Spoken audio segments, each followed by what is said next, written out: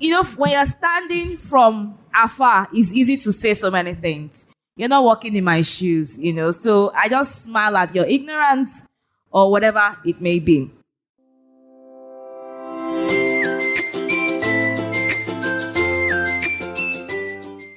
Hello and good afternoon. Hello and welcome to Special Moms Africa, the podcast. And this is Real Talk on special needs parenting. My name is Yamisi Fajimolu Taiwo, and I'm your lead host on today's episode. I also have here with me some very amazing ladies, I have to say. If you're just joining us for the first time, over to my extreme left, we have Bukola Ainde. Hello. Whoop, whoop. Great to be here. And to my immediate left, we have Tonya Falugi. That's right. And to my right here is the very beautiful, the sensual Obafi Kemi Luther. Hi. Hello. How are you? Okay, and just a quick note to our regular listeners. We may sound a little bit different today because we are coming from the African Next podcast stage, to which we're very honored to be on, but we'll speak more on that a little bit later. Now, just let's get started.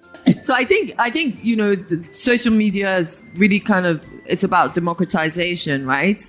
And when you have those crazy thoughts in the middle of the night, and for a long time, and many of us here, it was hard to sleep, especially initially when you get the diagnosis and you spend a lot of time reading, researching, and that can mean you sometimes go down this rabbit hole, but there's just so much amazing information. I was able to really look at and read up on different therapies I'd been exposed to, try and understand my child. But most of all for me, it was just to see the visuals of other people with Down syndrome. Mm-hmm. What do they look like? How do they act? How do their families interact? I just wanted to see the ordinary life. Yeah. I wasn't looking for anything exceptional. Just how do families just get on with it on day to day? So to be exposed through social media, for me, it's been more Instagram. I was more active on Facebook. And I wasn't on Instagram until I think 2 years ago because of the platform we started called Simone's Oasis. So I had to kind of get an Instagram page. That's why otherwise I wouldn't be there. Let me not lie. But just watching stuff like Reels, the suggestions that the algorithms gives you means that you can see just the regular life. And I want to know my child can live an ordinary life. And to me, the fact that she can is exceptional. And that is what social media has given to me. It's been that gift of assurance, knowing that if we put in this hard work now while they're young, they can have a job, they can get married, they can have children, they can be independent. But there's a certain amount of work we have to do, but we can educate ourselves by watching others, literally watching other people do it. We can copy and not necessarily paste, but copy and find what works for your unique child. Exactly. Yeah, copy and adapt. Yeah. I like that. Mm-hmm. For example, like from what you said, okay, so let's say, for example, we have our resources, we have our information and our knowledge and everything. Now, for example, we have our children with special needs.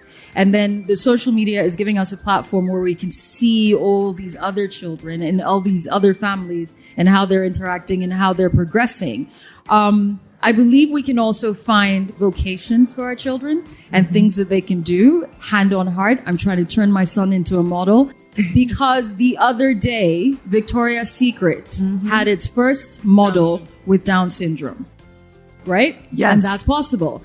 You have children with Down syndrome in series, on movies, that sort of thing. It's just about, for example, my son has to have speech therapy, and I tried to start that as early as possible. For me, it was like a start, stop sort of thing, because it's very important, the kind of community, the kind of support that you have when it comes to your special needs child. So it was very expensive for me. So I started and then I stopped. And then I found another, I think you, Tonya, was the one that introduced me to the doctor who has a center, and her rates are reasonable. She has, the staff that are able to do what they need to do with my child over the period of a week. And I saw the progress, because at the end of the day, one of my goals, and I'm going to say this right now, is to prove all the people wrong who look at my child and think he's not going to amount to anything. Mm-hmm. They haven't said it directly to my face, but you see the way they relate to him. The things they will say, like, oh, he doesn't really need to go to school. Oh, he can just sit at home. When you hear different things and you see the way different people react to a child, you then say to yourself, as a mother who loves my child, I have 2 boys, I will be like, you know what it is? When my son graduates from university, when my son gets married, when my son has, his children, when he makes progress, basically, you will see all the milestones that this child is able to achieve. That social media platform and the different social media platforms, the different social media pages, they're giving me the support that they don't even realize that they're giving me, to be able to say, if your child can do it, my child can do it. And you know what? He's going to achieve feats, bounds, and leaps that he or even I did not imagine. So one day it'll be possible. Exactly. And I'll be sitting there like a proud mama, like, yes. I think social media is amazing in giving you visuals of what is possible. I think sometimes, unfortunately, when we're here in Nigeria, all we see is the negative side of children with special needs. But when you're able to see a world view of what other children can do, it begins to give you hope in your heart that, okay, it's possible that my child could, sing, could dance, could write. I mean, this morning, I was telling a friend of mine that I was telling an auntie that I was really depressed because my daughter is getting older, and I'm thinking what is going to happen. And then she sends me this articles about her 2 nephews, and one is he has Down syndrome. He's a triple gold medalist for Special Olympics in Nigeria, and then another one is doing something else. And she goes, Obafe Kemi, don't ever lose hope. That even here in Nigeria, you have people who are doing amazing things and they have special needs. So don't just think it's about you. Let me use Toya's word, Jackpa, because me, I'm team Jackpa all the way. So, but I'm getting more and more comfortable with the fact that even here in Nigeria, that she can live a full life. And that people, I think the best thing for me was reconnecting again with these women, because they've shown me strength. Like, a lot of times I just want to sit down and say, you know what, this journey is not for anybody. This journey is not fair. But, between Tonya, Buki, and Yemisi, they are kick-ass people. Like, Obafe Kemi, you cannot feel sorry for yourself. You're not going to do this. If you don't do it, who's going to do it? And I'm just like, Kilo Day was. But they are really amazing in letting me know that, you know what, as a team, you can do anything. And when you have other people who are in the same journey as you, that there's hope. And truly and honestly, for anyone who has a special needs child, or anyone who has, relatives or friends with special needs, truly you have to look up, to people who also are on the same journey and who are doing things progressively. And that's where social media and podcasts like this really help. Yeah, so let me come in here. One big thing, that I forgot to mention that social media has done for me is to see beyond, like what Femi said about the impossibilities that we see in Nigeria, and see possibilities. And the biggest I have seen is technology. Because for my daughter who has, severe physical impairment, like she can't use her 4 limbs as her legs and her hands, and she has speech impairment, poor neck control. I hate to just say all those things, but let me just list it. And, and we're able to realize that she could learn. Her cognitive was okay, like a neurotypical child. However, she had all these challenges. And I kept wondering, how are we going to do it? Then, as I was surfing through the social media, someone said, oh, eye tracker. That's like the one I saw was the Toby Dynarox series, whereby the child can look at the laptop or the iPad, with her eyes, and it's going to convert it into text and convert it into speech. I said, "Ooh la la." These are possibilities. So social media gave me the opportunity to see things that are happening in the Western world. It opened my eyes to see, oh, so my child can do this. Oh, my child can do that. So it opened my mind to possibilities. And today, I don't put any limits on my child. I celebrate her, and I just think of all the great things that are possible. That's lovely. Okay, because we're talking about social media here. We want to talk about the positives. So there are always pros, and we also want to talk about the cons. How do you guys feel that social media can hinder or have a negative effect on the social, the special needs? Who's starting? I bless you. I bless you. I'm ready to start. So I think for me, the cons of social media is the obvious. Keyboard people. The keyboard trolls, keyboard idiots. I'm sorry, this one I have no filter on speech. Like people who just don't have anything to do with their lives. Negativity. Also, so 2 examples. Just people who come on your page. So I rarely have negative comments, and that's honestly the truth. But once in a while, you're just gonna find somebody. And it's those things that make you want to. I know how many times I've closed my page or taken my children's pictures off social media because I'm just thinking, why am I putting my children in this? They didn't ask for it. We're sharing their journey because it's important, but really, did they ask for it? So when a comment comes up or something happens or my sons especially are the ones who will come. I have an older son and a younger son. And last week, my older son came to me, and it was a social media thing because someone had seen my page, and they had asked him in school, oh, so you have a sister with special needs. And he had come to me and he said, Mommy, can I fast? And I was like, why do you want to fast? And he was like, because if I don't fast, God is not going to heal her. And I thought to myself, where did you hear that? So those are the cons that make you just want to, like, I literally was about to shut the page down, but I've kept it up. But so that for me is one of the cons. There are other technological things, but for social media cons, it's just those people that have nothing else to do with their lives. So that's mine. Yeah. Well, I just to add on to Obafemi Kemi's comments, we rarely, very rarely, like almost never, maybe 1%, even less than 1% get any negatives on Simone. Very true. But you touched on something there. A so-called pastor DMs me and said I should send my daughter to him that he can get rid of the condition. And the thing is, I honestly don't think he meant it from a place of wickedness.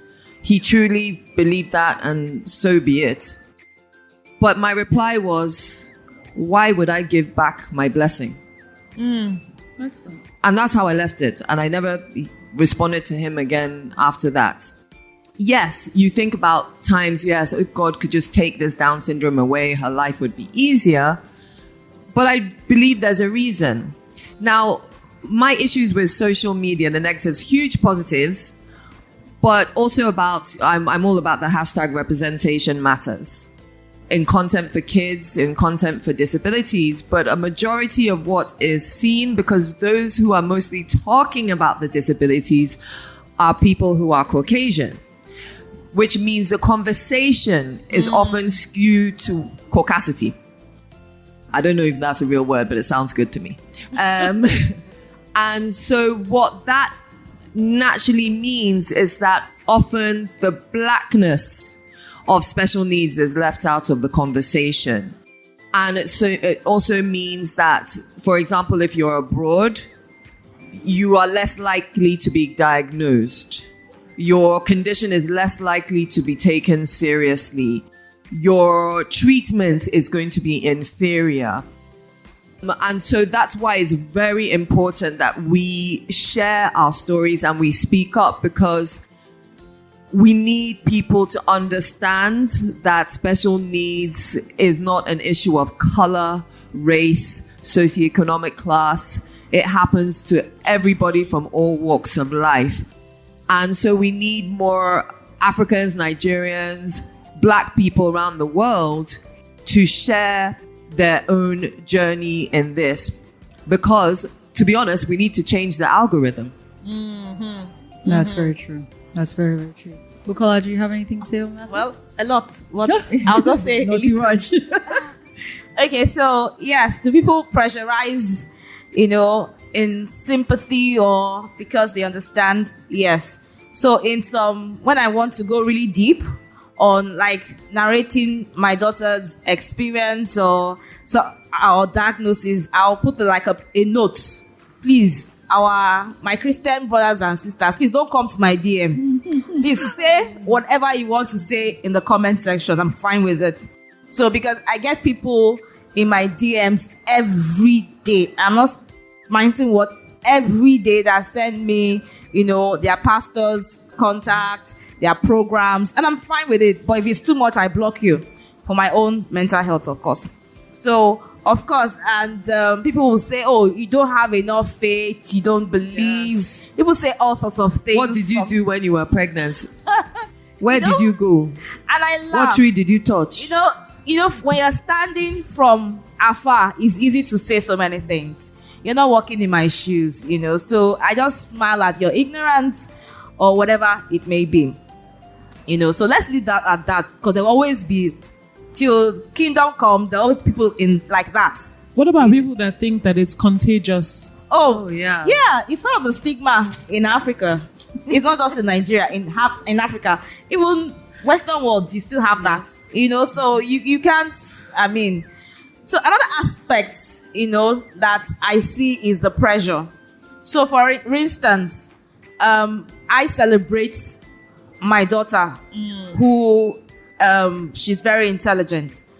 Another mother will say, hey, how come her own child is very intelligent?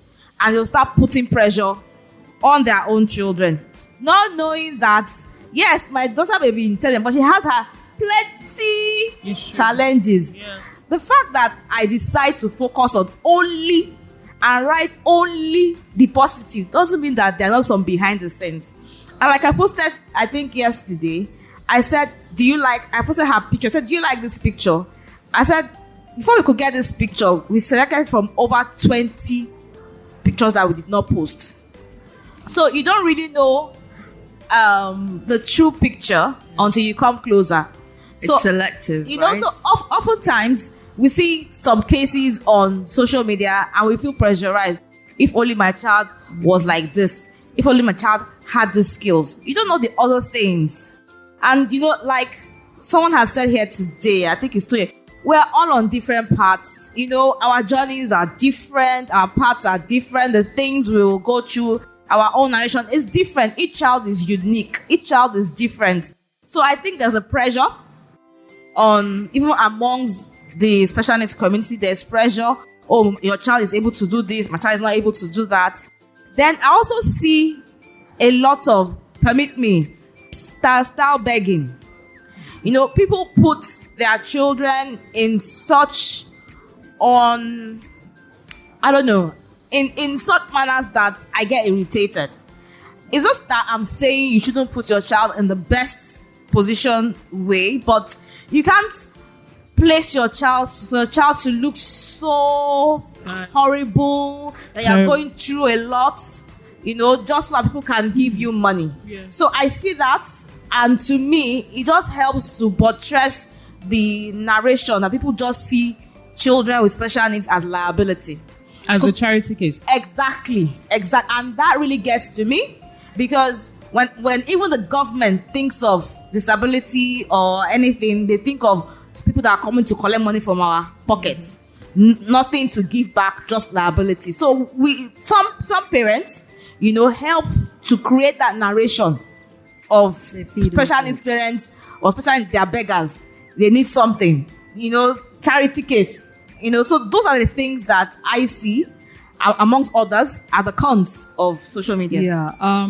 With regards to the cons, you guys have made excellent.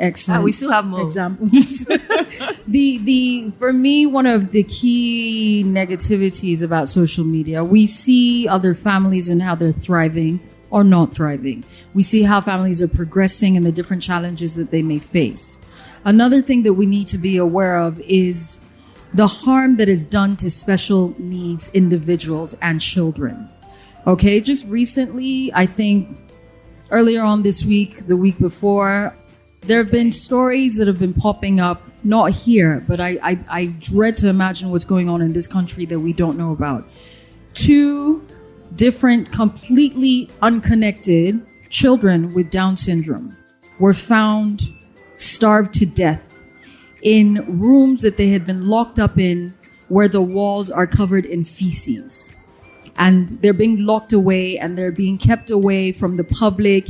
And because they have Down syndrome, because they have special needs, the media is not reacting. The police aren't reacting. The officials that are supposed to be reacting are not reacting. One of the things that people need to understand is this. Special needs is just a delay. They function a little bit differently. So for example, if you're in class and there's the smartest student in class and then there's the other student who takes a little bit longer to actually understand what the teacher is teaching them. One of the things that I used to say, because Alex has a younger brother who's a year and 3 months younger than him. And, you know, Alex is 7, Micah is 6. Micah is doing, as an atypical, neurotypical child, he's doing what he's supposed to be doing at that age. And he gets frustrated a little sometimes. And I will turn around to him and I say to him, Alex just needs a little bit more time to learn these things. And that's one of the things that we need to realize. And we wanted the negative, and maybe it may be a positive for social media for me, is it helps to teach me, and I think a lot of other people as well, to say there are these things, the stigma still exists, the way the negativity, the things, the bad things people do to special needs children, they still exist. They hide it. One day they get caught. Somebody killed somebody, and then the person gets 5 years in jail, but you've ended somebody's life. If it's a neurotypical child, there are headlines, there's this, there's that. But because somebody has a disability, a special need, some extra care and comfort, that person is neglected. So, like we've said, there are lots of negatives, but we must take the positive from these negatives to say, you know what, if this is going on, I'm making that extra special effort to do that extra for this child, for this community, just to be an advocate. That's why we're here. That's why, you know, we're talking about this. That's why we're on this stage. That's why we have our podcast, you know, so we can spread awareness. We're advocates for our children. We're also advocates for all the other children out there. And we are trying to make this a larger platform and something much, much, much, much, much larger that's going to touch so many people, you know. Sorry, let me say something. I think it was last year, I came across a page on Facebook and they were having a discussion or a debate about children. You know, it was children with cerebral palsy, but someone had narrated her experience about this child, you know, who could not walk, so who was crawling, like moving, creeping on the floor. Yes. And the butt shuffle. Of them called the child a snake. And they said, and one woman said, oh, in my village, we've seen children like that they are spirit children, that they are snakes. And different people start giving how it should be handled. Whether they should put her in a stream, or the stream will wash her away, or they should put her in a pot or things. This is 21st century. That was last year, not 1980. And anyone who said anything positive will be shut down and said, you people don't know anything. You people don't know anything. And, you know, that discussion had so many people. And that is the bandwagon effect on social media. Somebody is putting up a wrong, you know, narration of what special needs is, and everybody is supporting. So I think you have it in two ways. Even that means our own voices have to be louder than people saying rubbish. That's what you see. The unfortunate thing is the country we live in, the continent we live in, that's what people believe. That is what people believe. It's the belief that you give birth to a child with special needs. It's a spiritual attack. You didn't pray enough when you were pregnant. Who were you hanging out with? Why did you go to this person's house? I told you not to do this and that, this and that, this and that. That's why you're going to continue to get the pastors in your DM telling you this, telling you that. The culture with which we come from, that is what is happening. We've heard stories of children, like a year old, being cast out into the road because they say the child is a witch. And they will leave the child to starve to death. And people, adults, they will pass by the child, they will mock the child, they will beat the child, because that is the belief system from which we exist. So the four of us, we sit here and we're saying we're advocates. People will come up and be like, yeah, well done. Yes, this, you don't know what they're thinking. I'm not saying everybody is like that, but a lot of people will come up and be like, well done. This is that. I'll give you an example. My son's birthday, I think he was 5 years old. We had a birthday party for him. We also have a group that we're all in where it's called extra special love, right? Basically. So I invited all the children, their mothers and the children, to the party.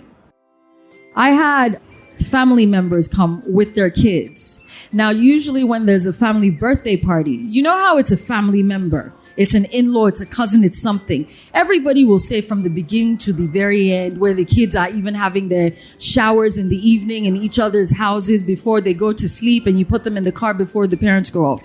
These people left within an hour and a half. And the one thing that I noticed was, at one period of time, a group of them stood to one side and were watching all the other children. I didn't understand why. And I asked, and I was like, after they left, I sent a message. I was like, why'd you guys leave so soon? Oh, my dad called us. We needed to. So here's what happens about a month later. It's somebody's birthday. We all go, the adults this time. We're at somebody's house. It's somebody's birthday. One of them has a little bit to drink. And she's drank a little bit too much. So I say, hey, remember Alex's birthday? Why'd you guys leave so soon? Well, and she's had a bit to drink. Well, you had all those children, We had all the special children. They don't call them special children. And their neurotypical siblings who were having a blast. Yep. You don't call them special children. You call them those children. You had those children, the Down syndrome. They didn't even know. They were like, people from the Down Syndrome Society were there. I was like, oh, so that's why. Because I noticed they were all standing and they were watching. And these are family members who to my face will be like, oh, how's Alex? Oh my God, he's doing so well. Oh my goodness, it's so amazing. Oh wow, yay. That sort of thing. You have to be your own advocate. You have to be your own special needs mom. When I gave birth to my son, I didn't know I was as strong as I was. When somebody would say something, I would literally be in a karate position about to take that person down. But you know what? It is what it is at the end of the day. All right, ladies and gentlemen, thank you so much for being with us here today. So first of all, we just like to say a big thank you to my co-host here today, Bukola Ayinde, Tonya Falugi, and Obafemi Luther. You have to say her name like that. My name is Yemisi Fajimolu Taiwo. We are Special Mums Africa. And please follow us on social media. So please look out for all our previous episodes on Africa Business Radio, the app, or wherever you get your podcast from. Please do not forget to subscribe, like, and share. You know what to do.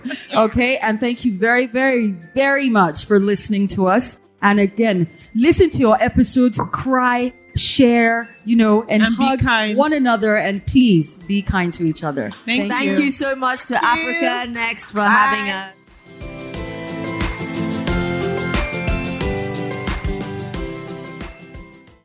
I'm Toye Falugi Ekezie. If you're enjoying this episode of Special Moms Africa, brought to you by Simone's Oasis and Africa Business Radio, then why not listen to our other podcast, Represented, Storybooks and More for African Kids. Now, don't forget to subscribe, put on your notifications, and share with loads of people out there. Thanks for listening.